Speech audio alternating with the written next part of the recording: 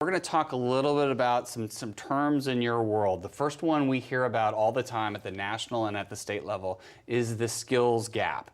Talk to us a little bit about what that is and what your organization and your partner organizations are doing in Florida to address that. Okay, no, I'd be happy to. Okay. So we've been hearing for years about the skills gap. You know, businesses, when they're typically asked, why are you having trouble finding the right people at the right time?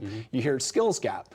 And we heard that several years ago. But I would tell you it's even more important today that we understand what the skills gap is. Is there truly a skills gap? What is the skill gap? And then we figure out how do we help ameliorate any of those issues. Right. So what the skills gap is this. Businesses have certain occupations. Those occupations have certain skills that make up that occupation.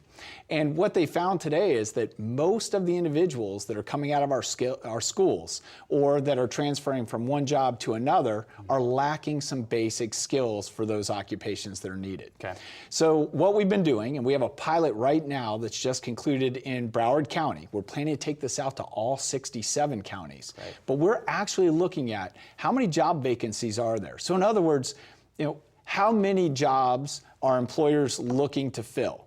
And within those vacancies, what skills are required? Interestingly enough, most of the skills that we're finding in the skills gap are what they call soft skills. In other words, does a person show up to work on time? Do they look you in the eye when they're talking to you? Right. Do they wear the appropriate clothes for whatever that job is, whatever that occupation is? Right. And then the balance are the technical skills. So that's kind of in essence the skills gap. I can go more into that if you want to learn some more, but there's going to be much more on the horizon. Well, I think that takes our viewers to what they need to know about currently on the skills gap, and it sounds like that's going to be a big undertaking as you roll that out. So we'll stay tuned for what's next in that.